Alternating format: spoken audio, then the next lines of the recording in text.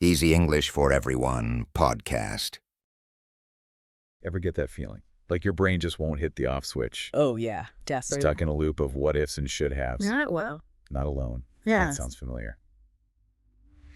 Today we're taking a deep dive into overthinking, why we do it, and maybe more importantly, how to get unstuck. Right.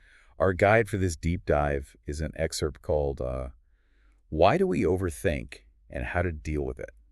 Okay. What is overthinking, really? Well, it's interesting, right? We throw around that word overthinking, like it's just, thinking too much. Right, exactly. But it's a little more to it than that, I think. Overthinking is like a cycle. Yeah.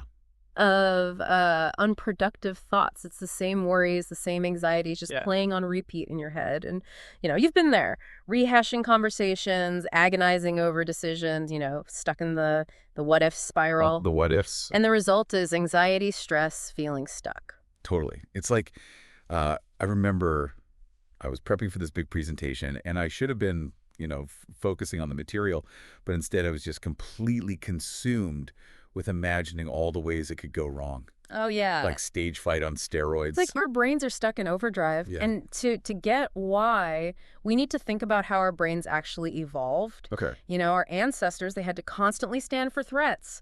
Right. A rustling in the bushes could mean a predator. Right. And so that wiring to problem solve, to think ahead, to anticipate danger, that's what kept them alive. Yeah. But now, in today's world, that same wiring can lead us to overanalyze everyday situations, things that aren't actually life or death. Right. So we're basically running this like caveman software in a world of Wi-Fi and deadlines and Right. no wonder we're all overwhelmed. And it's like the modern world is throwing gasoline on that fire.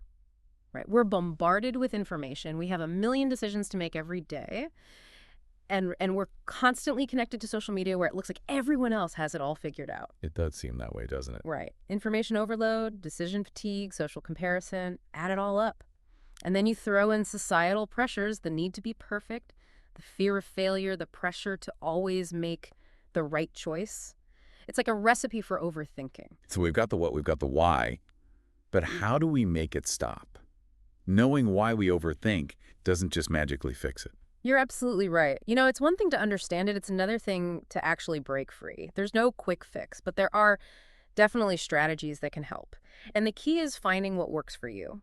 The excerpt that we're looking at today, it offers some pretty practical techniques, starting with mindfulness. Mindfulness. Yeah. I feel like that's a word that gets thrown around a lot. And to be honest, I'm not always sure what it actually means. Is it about like emptying your mind? Mm-hmm. Because that just sounds impossible. Right.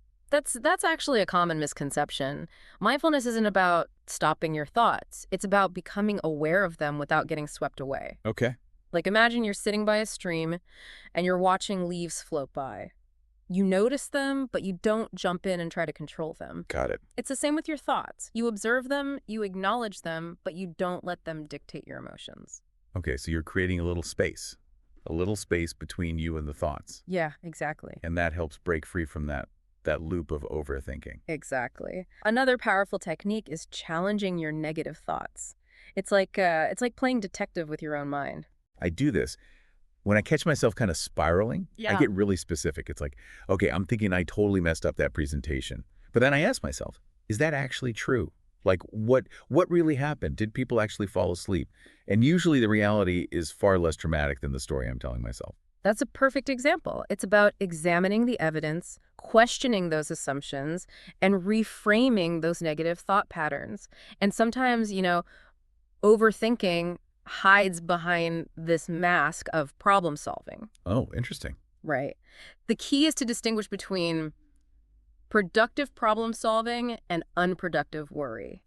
Like if there's something you can do, if you can take action to address the situation, great, make a plan and do it. Right. But if it's something that's outside your control, you got to try your best to let it go. So it's like, can I do something about this? Yes. Problem solving time? No. Moving on. Exactly. And of course, we can't forget about good old-fashioned self-care, which isn't just about bubble baths and face masks, right? Right. It's about prioritizing things that reduce stress and just boost your well-being in general. Things like exercise, sleep, spending time in nature, connecting with people you care about.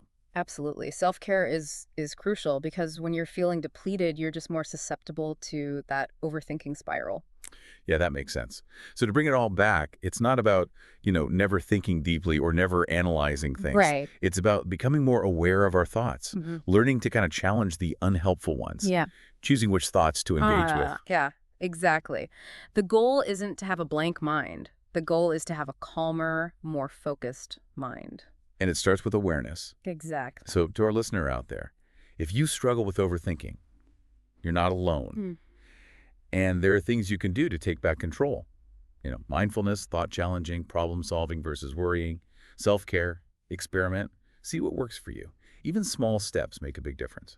And here's a final thought to leave you with. What if, instead of fearing your thoughts, you approach them with a sense of curiosity? Oh, You yeah. just notice them, you observe them, and see what you can learn. That shift in perspective can be really powerful. Thanks for joining us for this deep dive into overthinking. Until next time.